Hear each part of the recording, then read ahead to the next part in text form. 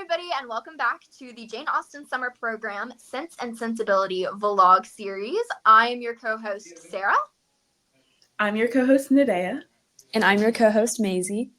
And we would like to welcome you back. As always, our series is in support of JASP 2025, Sensibility and Domesticity, in which we will, of course, be focusing mainly on Sense and Sensibility, Jane Austen's first published novel. JASP 2025 will take place in historic New Bern, North Carolina, on June 19th through the 22nd. We will all be there, and we would love to see you as well.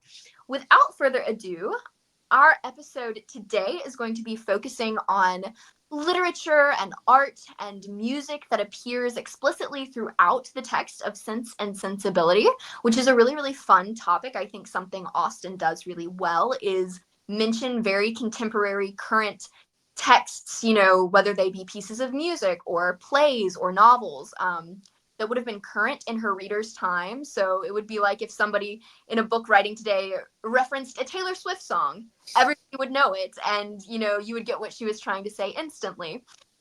So we get a lot of great moments like that within Jane Austen's novels. And so I will be talking first about books and literature that appears, and Maizie and Nadea will take music and art. But first, for literature, I need to plug Miss Susan Allen Ford.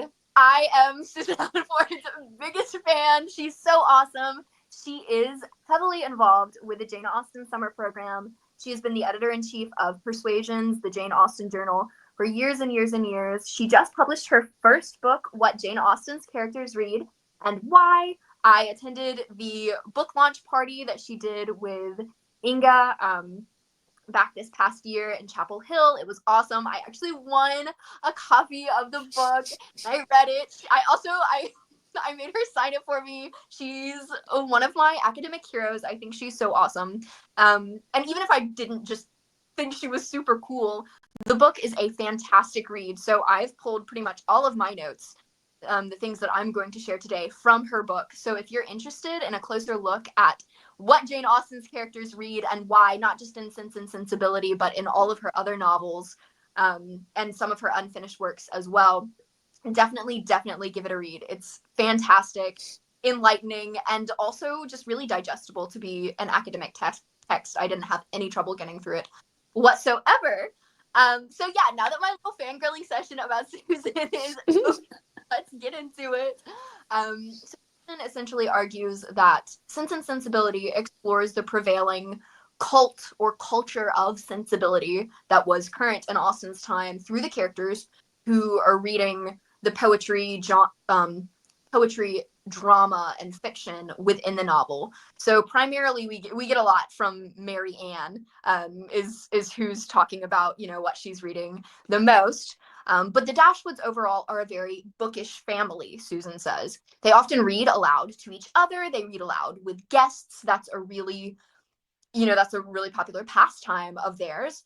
They use it as a form of bonding or even judging others. So either bonding with others or judging others for their reading abilities and or understanding of the world through these texts that they're reading. So when I say judging others, Mary Ann's first spoken words in the text are in fact her condemnation of Edward's lackluster reading of William Cowper's poetry, which is an exchange we've talked about before, but it's so funny. And Mary Ann's like, oh, there's no feeling. He had no dramatic flair. And her mom says, well, you would give him Cowper. And that's just hilarious. But yeah, in fact, books are some of the very few belongings sent round by water to Barton Cottage when the sisters and Mrs. Dashwood are moving from Norland to the cottage. And the family immediately endeavors by placing around them their books and other possessions to form themselves a home. So really, really emphasizing the fact that books are an essential part of their household. They can't feel at home. They can't feel like they've got this comfortable familiarity without their books in their home. That's a really defining part of their life. So of course, we get a lot from Mary Ann. She talks at length about her favorite poets and writers throughout the text. Her favorite poets are noted to be Thomson, Cowper, and Scott. and Edward is teasing her about them, and it's really funny. But if you get into it, so Sir Walter Scott, he was a very popular writer of the time. His first metrical romance, The Lay of the Last Minstrel, was published in 1805 and was so popular it went through 5 editions that same year. It was followed closely by Marmion and the Lady of the Lake in 1808 and 1810, and his historical romances, which is what he was writing primarily, they aimed to attract fans of the earlier Gothic genre. So kind of similar to the way that Austen is talking about Gothic novels in Northanger Abbey, which she was writing at a very similar time as she was writing the first bits of Sense Sensibility, while at the same time raising the literary status of romance to that of poetry. And that's a quote from Michael Gamer, who is a literary analyst. So he was really trying to capitalize on that, the sensational Gothic stories, while also trying to make romance a little bit more highbrow and accepted in more serious literary spheres. And then we've got James Thompson, who was another writer, and Jane Austen actually received Thompson's 4-volume sort of collected works as a gift from her uncle James. So that's something that she really did have in her library and would have been reading.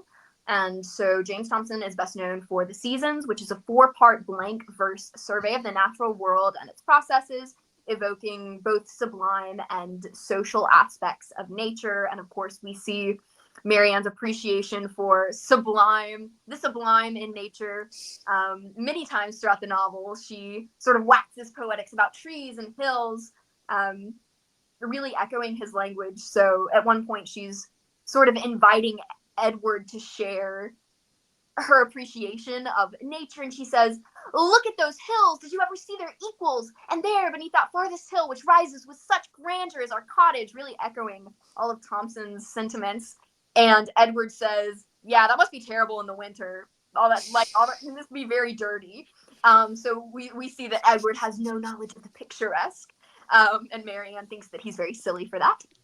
And then William Cowper, of course, who pops up several times, mentioned very often. First, when Edward fails to read poetry with the demanded gusto, really, that he should be reading it with.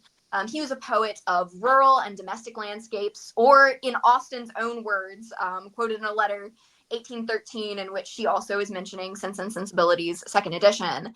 He is a poet of tame hares and blank verse.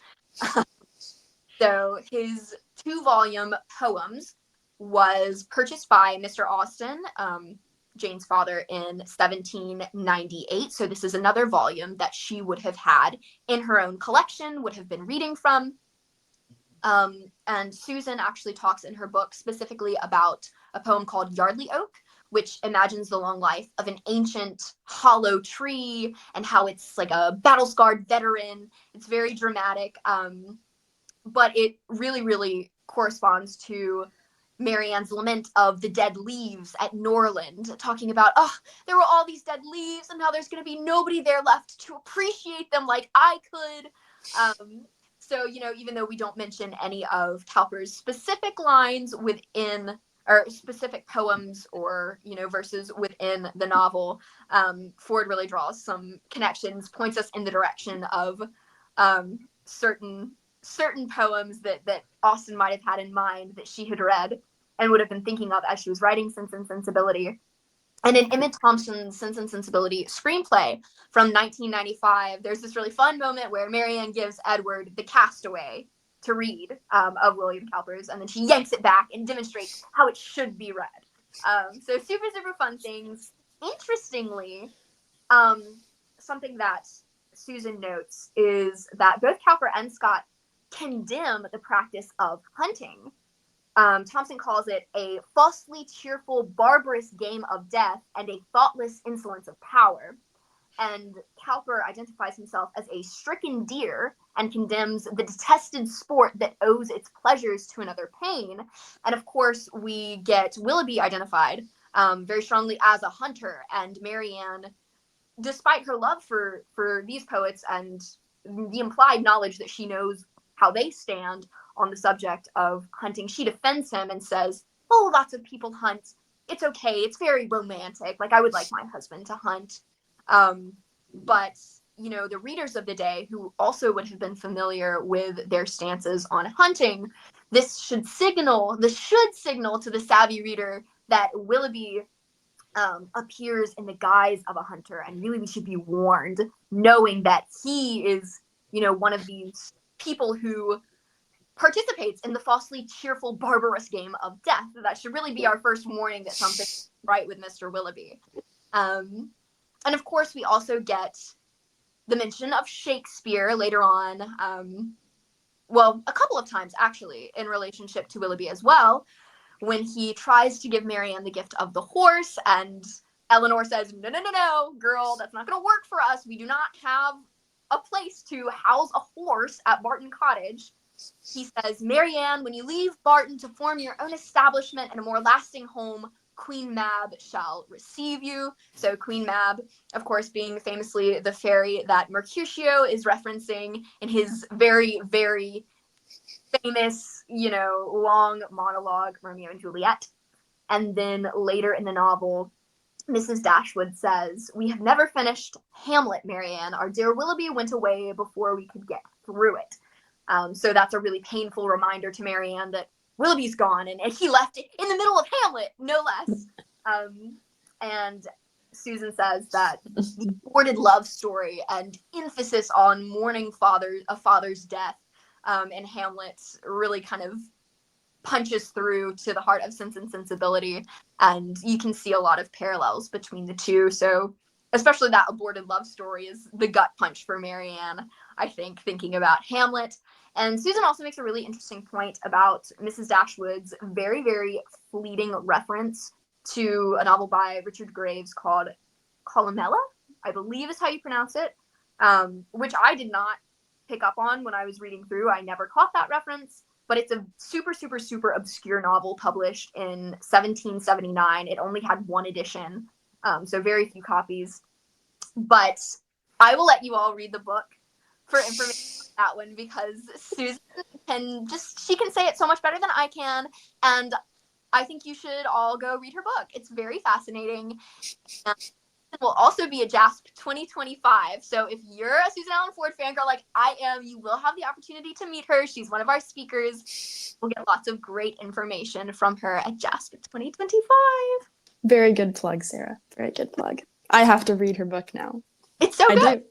I'm excited. So I'll take us on to our next topic of the episode, which is music, which also plays a very large role in Sense and Sensibility.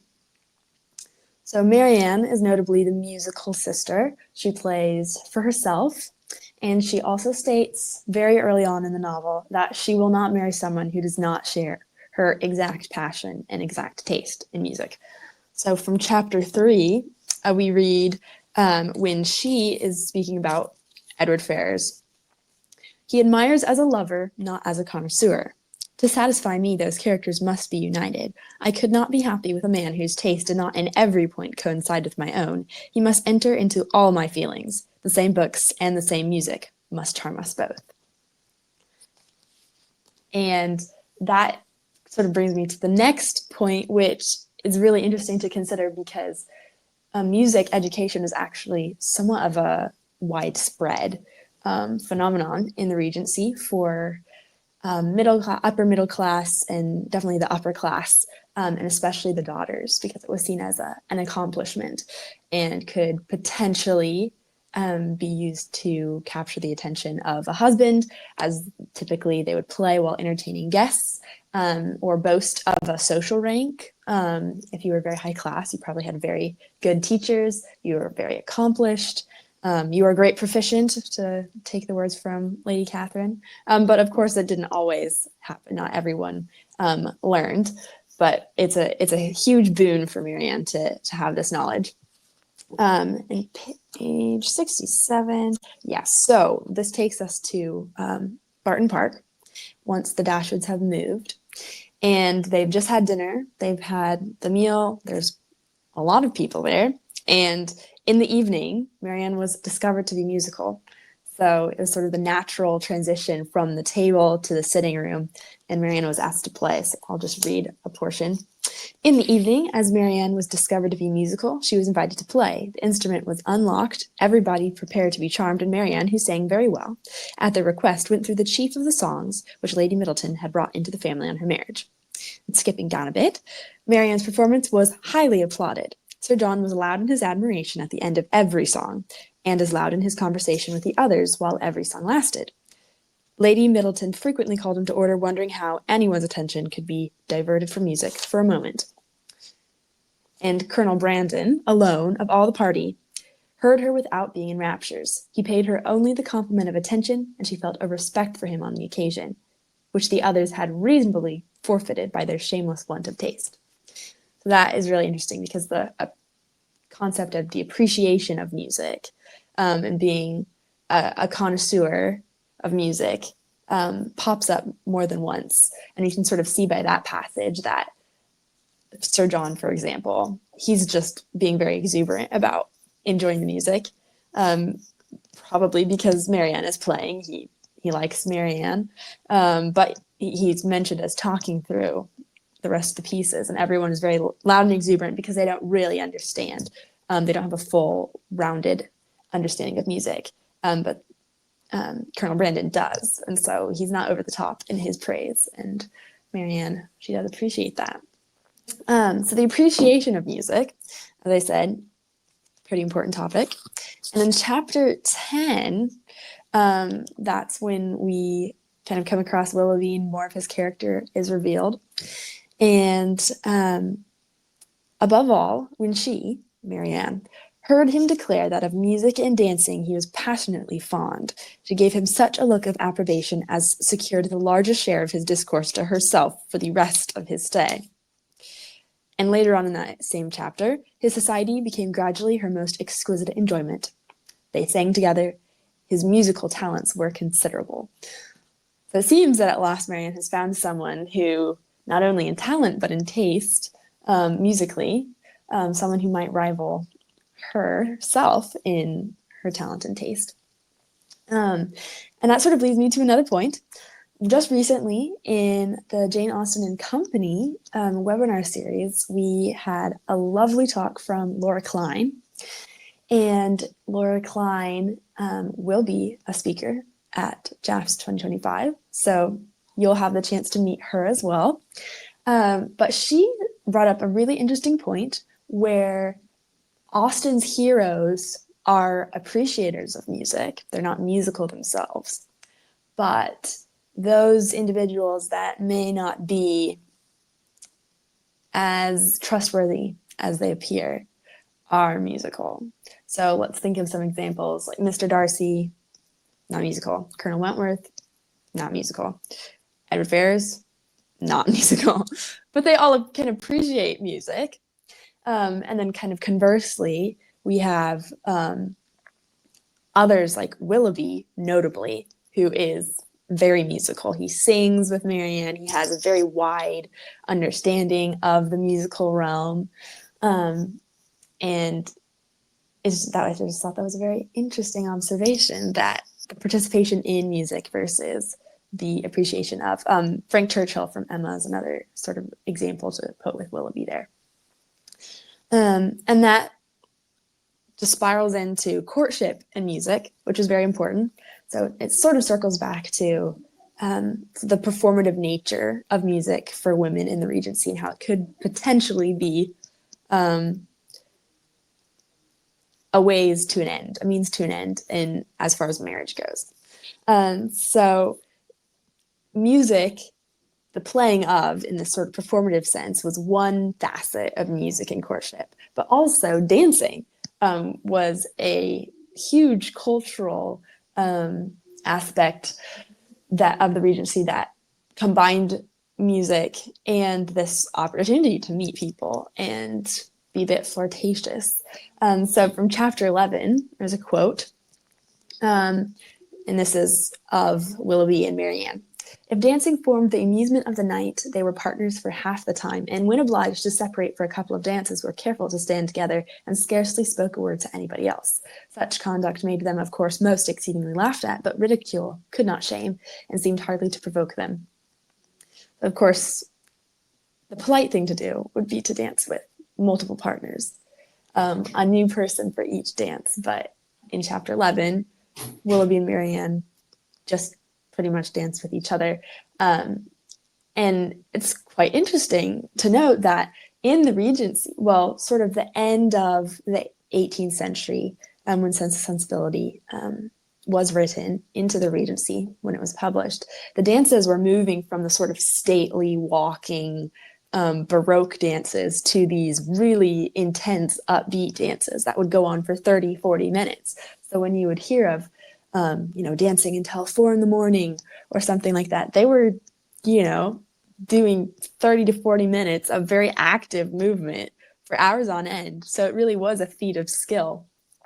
And I will circle back to that at the end because Laura Klein brought up another interesting point about film adaptations, but we'll get to that later. So after we kind of fast forward in Sense Sensibility and we come to the betrayal, in chapter 16, it's described that she, Marianne, played over every favorite song that she had been used to play to Willoughby, every air in which their voices had been oftenest joined, and sat at the instrument gazing on every line of music that he had written out for her, till her heart was so heavy that no further sadness could be gained, and this nourishment of grief was every day applied.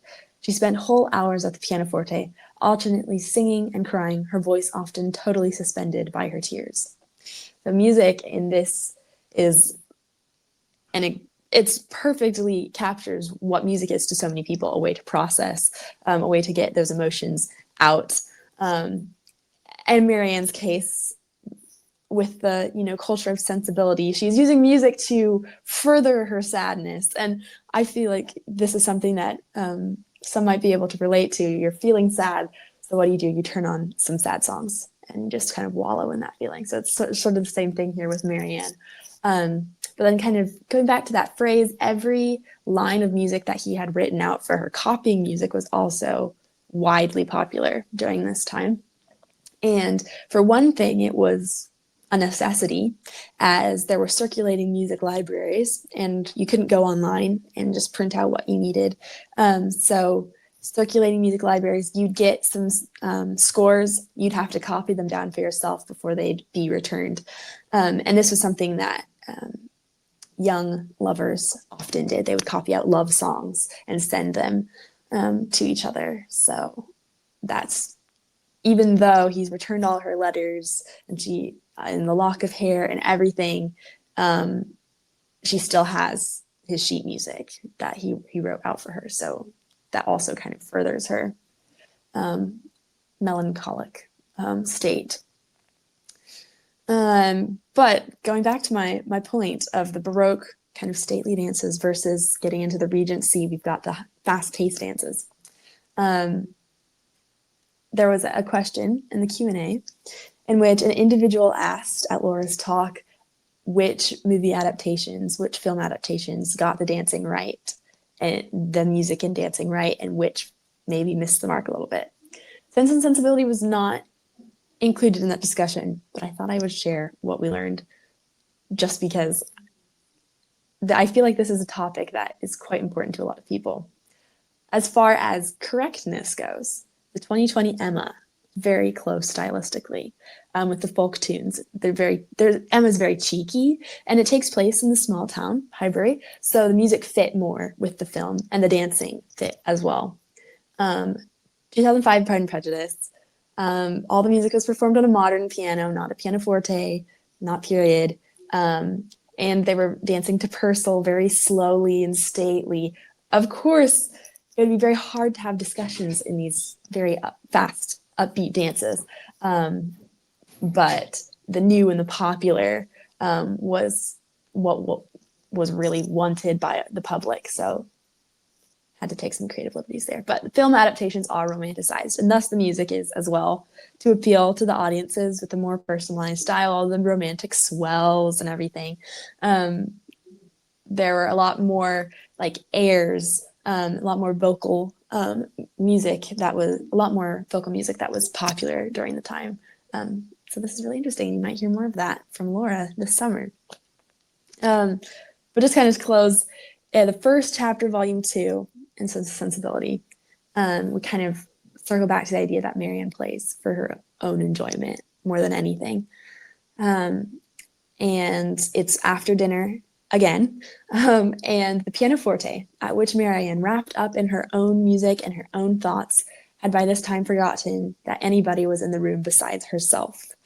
So it really does provide an escape, and that's something that pervades from then and now. Yeah. Yeah, so my section of this episode is definitely going to be less research, a little more casual, because I found that art doesn't figure in the novel as much as literature and music do. But I thought it was very interesting to kind of think about the aesthetics of the novel in a sort of artistic way, and how those relate to like the different characters in the novel and the way they see the world. We've talked a lot about how Marianne is very dramatic and sensible, and in the cult of sensibility sort of way. And I think we see that a lot through the way she sees the world, and like even the weather or like nature, things like that. Like when Willoughby saves her after her fall, and it's raining and it's pouring, and it's very dramatic. It's very sublime, very, very dramatic, exuberant. And I think that kind of, it's obviously not a piece of art, but I think that acts as a manifestation of her character, versus when we're with Eleanor, we don't really have many dramatic things going on outside of like her thoughts and her inner turmoil.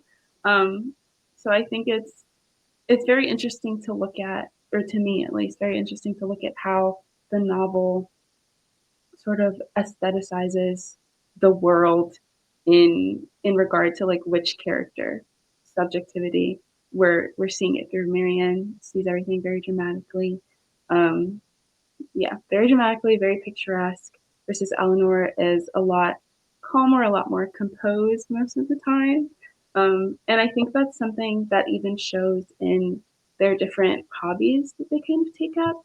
Marianne's passion for music is, as Maisie said, very dramatic, very showy, a bit of like fanfare going on there. Versus Eleanor's drawings are like calm, and it's a much quieter passion, I think, or presented as a much quieter passion at least. And even her drawings in the novel don't get that much attention. They're present and they're there, but they exist more as kind of like a background piece, versus Marianne's music definitely steals the show. I like to think about the novel and how it aestheticizes and kind of subjectifies like art and aesthetics, and things like that. Right on. All right, so now that we've talked about art, literature, and music within Sense and Sensibility, as we like to do, we're going to talk a little bit about art, music, and literature in relation to our own lives. So when I was in college, this was several years ago now, but whenever I was in college and taking one of my upper level seminars on research methods within the field of English literature, my professor talked at one point about literary touchstones of literature. So we all have touchstones in our lives, pieces or authors that we return to again and again and again, that have really formed the basis, that have been really integral in forming the foundation of our love and appreciation for literature, for film, for insert any particular thing that you're passionate about. And we talked about our own literary touchstones, particularly in that class. But of course, the same would apply to music and to art. So for me, literary touchstones, I mean, obviously, Jane Austen. I think all of us can pretty safely say Jane Austen is one of our one of the defining moments in our literary history. You know, we do all of this work for the Jane Austen summer program. Clearly, it had an effect. So yeah, Jane Austen, pretty pivotal. But for me, some other really, really pivotal people texts have been Shirley Jackson. For me, I love, love, love Shirley Jackson, but particularly my favorite novel in the whole world, which I do not say lightly, but my favorite novel is We Have Always Lived in the Castle, which she published in 1962. And it was her, I mean, it was her masterpiece. She called it her masterpiece. Her editors called it her masterpiece. I think it is a masterpiece. And I actually, I mean, I read it in classes with other people, and, you know, they don't like it. I feel like I'm in such a minority because I love it. And but I've read it like 4 or 5 times. So that's one that I come back to again and again and again. Also, Hangsman by Shirley Jackson. That's another one that I go back to again and again and again. Another one of my, I guess, literary touchstones would for sure be Lois Duncan. She was a young adult horror thriller mystery writer in the mid to late 20th century. And she wrote things like Down a Dark Hall, Stranger with My Face, Locked in Time. She wrote I Know What You Did Last Summer, Killing Mr. Griffin. I'm a bigger fan of her supernatural mysteries. I don't really like her like true crimey things as much, but Down a Dark Hall, Stranger with My Face, Locked in Time. I've read all of those 2 or 3 times a piece. I love them. I mean, like, they're goofy, and I couldn't tell you why I love them so much. I just love, like, gothic teenage mystery. I love it. I love them so much. And another one for me, definitely Emily Dickinson. I've read her collected poetry a lot over the years. I think something that's really, really great about Emily Dickinson, which is the same with Austen, and I think the same with any great writer, is you find something really new every single time you're reading. And at different points in my life, I've been able to relate to different parts, different eras of her poetry, different lines have meant a lot to me. And also, I'm so obsessed with Emily Dickinson's herbarium. That's something that I go back to again and again and again. And it's just her collection of dried leaves and flowers, and I love it. It's like my prized possession, my copy. So Emily Dickinson is another one. In terms of art, I am much more of, I think, this is so embarrassing. Marianne would say I have no taste, but I think I'm much more of a casual enjoyer of art. Like, I love visiting art museums and going around and seeing all of these beautiful masterpieces that people have created. But I'm not that knowledgeable. I think that I admire as a lover, not as a connoisseur. Unfortunately, one artist that I do actually like, I really, really like Alphonse Mucha, who did the whole Art Nouveau thing. I actually really, really love him. And when I took several art history classes in high school, and he was always like number one, my favorite. I was very about Art Nouveau. So I think that's my one thing where I have a little bit of like, I do have a touchstone of art, but that's kind of it for me. Like, as I said, I love going to museums and seeing art, and I love hearing people talk about art. I have so many freakishly talented artistic friends who are visual artists, and like, oh, their work amazes me, but I don't feel informed enough to know really that much art that has really, really influenced me. Music is a completely different story though. I love music. My dad is a musician, and he is disgustingly talented in a way that makes me want to eat my shoes. He's a guitarist. He plays electric and acoustic, but he's very much like 80s rock god. So cool. He also plays the keyboard and the bass and every other instrument you can imagine, the accordion, because he's disgustingly talented, and I have like a fraction of his talent. I also don't practice as much as he does because he's great. So I play the guitar a little bit, and I enjoy singing. And obviously, having grown up in a family of musicians, I grew up surrounded by music, so much of it. And I think a lot of my touchstones are actually a little bit older, from my dad's generation, because that's what he raised me listening to. So, my touchstones aren't necessarily modern artists who are releasing now, but my touchstones are like Def Leppard and Pat Benatar and like people like John Waite and Patti Smythe from Scandal, Quarter Flash. I love, love, love like 80s power pop, any song written by Holly Knight is going to be one of my touchstones. Like The Warrior, my anthem. I love that song. Change.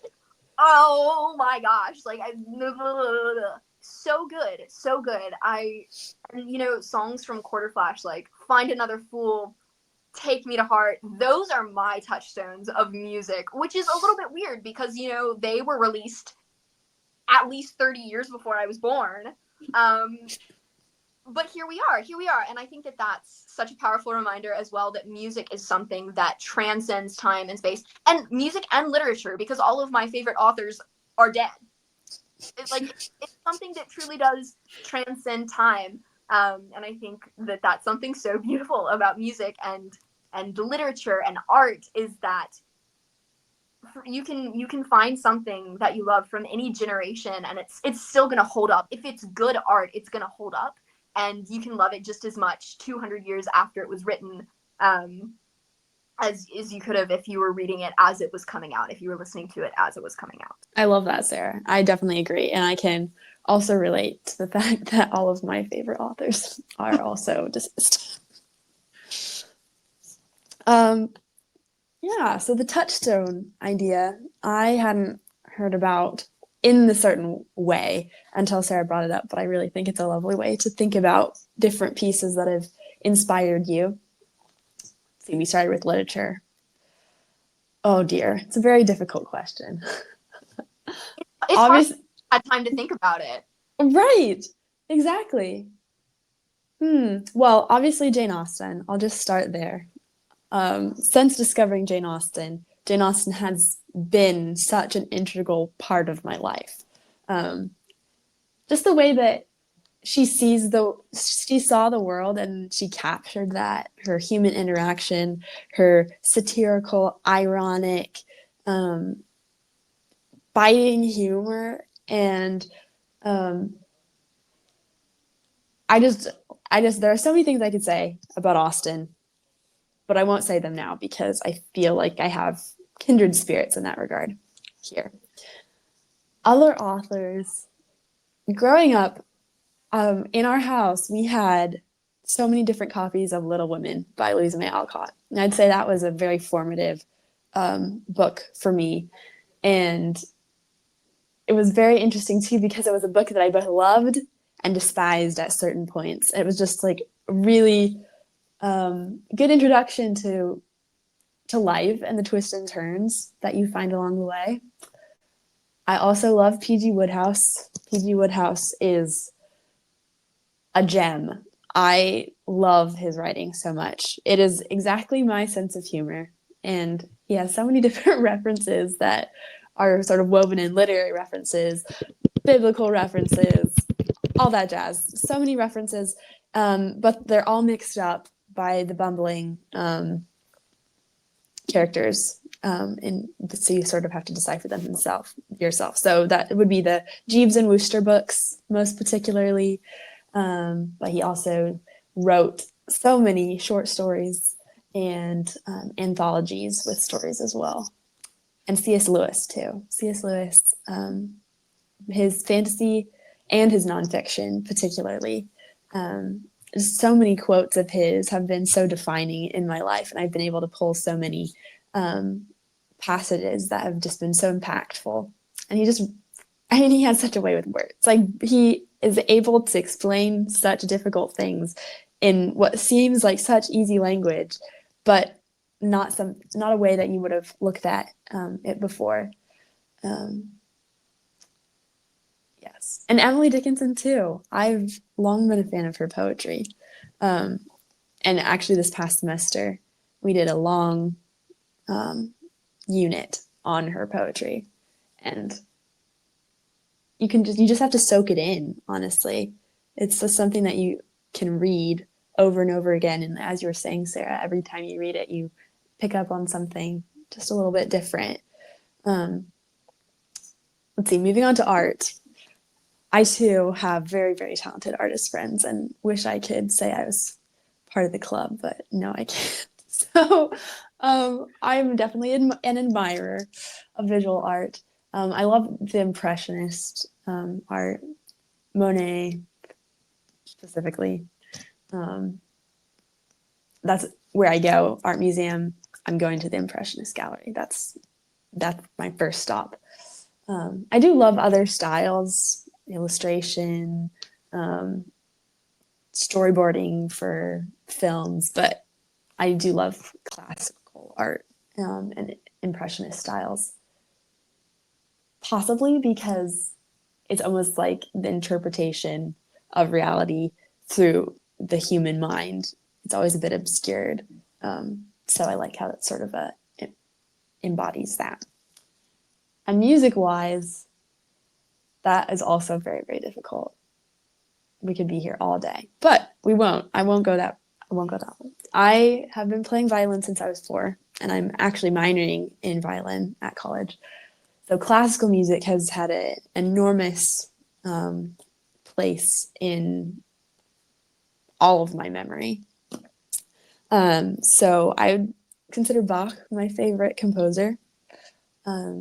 His intent with writing music and just the vast amount of exploration he did within starting in a key, all this modulation and kind of coming back at the end. It's very emblematic of life, I think. Brahms, Dvorak, so many favorites. But I also can relate to you, Sarah, in the fact that I love a lot of music that, like 70s folk, Carole King, and Joni Mitchell, and the oldies. And I think that's just a fun way to connect with more recent history too. It's just like it's so pervading. We'll have to swap Spotify playlists. We will. We definitely I was will. gonna bring up Spotify. I'm like, we all need to exchange profiles so I can see what you're listening to. Keep tabs. Yeah, I'll go. I'll start with it's so hard. Like we've said it already, but it's so difficult. I have to say Jane Austen. Obviously, I am legally obligated to say Jane Austen. But I've loved just the humor in her novels since I read them, and her juvenilia especially has just been, it's so fun to read, I think. But other literary touchstones, I have to out myself as a Harry Potter fan. I know that's like That's not an I know that's like a thing right now, but I grew up with that, and I think that influenced a lot of like my later tastes, just in terms of like magic and like gothic vibes and like dark academia. I love Donna Tartt, Secret History. I knew you were going to Yeah. I love that novel. It's just it's so good. And I just read If We Were Villains, which is I did enjoy it. I enjoyed it a lot, but I think it's not as good as Secret History. But like novels like that, I really adore. I read the Magician's trilogy when I was in high school, and that was really fun too. I've loved Frankenstein since I was in like 6th grade. That's one of my favorite novels ever.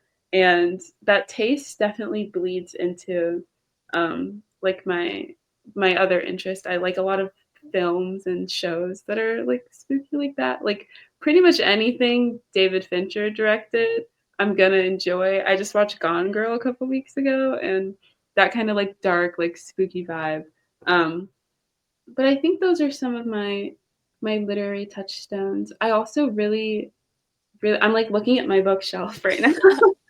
I'm like I really enjoy things like stories and writers that are just kind of a little bit oddball, but in like a very like human way, if that makes any sense. Or telling stories, I guess, that are just like they just feel like so beautiful, like so raw, so emotional. My favorite novel ever is On Earth We're Briefly Gorgeous by Ocean Vuong. If you haven't read it, go get a copy or borrow mine because it's all marked up. It's got like teardrops and everything. Um, she's my favorite item that I own. I love that book so much. But at the end of last year, I just read Juno Loves Legs by Carl Beery.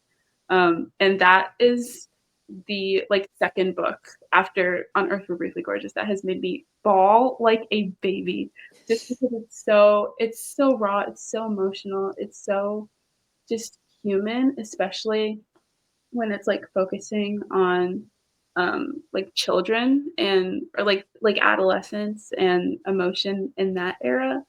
Oh my gosh, it's so good. So those are my touchstones, I think. Anything that's either very gothic or just a little odd or just very, very emotional. And my favorite things, I think, combine all of those in some way. Um, those are my literary heroes. I'll echo you guys and say that I'm not a big artist. I did not get that gene.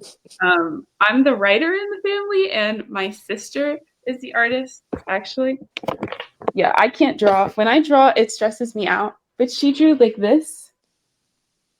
That's me. Wow. That's me when I was in Paris and London. Isn't that so cool? But Awesome. so she got all of that stuff. I got none of it. But I can appreciate, like she was like, look, I drew this of you when I got back. And I was like, oh my gosh, I can appreciate it. Um, but very much in a in not a connoisseur kind of way. Um, but yeah, I mostly I think like art that just makes me which is like obviously, but like just something that makes me feel anything. Like I don't know enough about art to be like this is technically cool.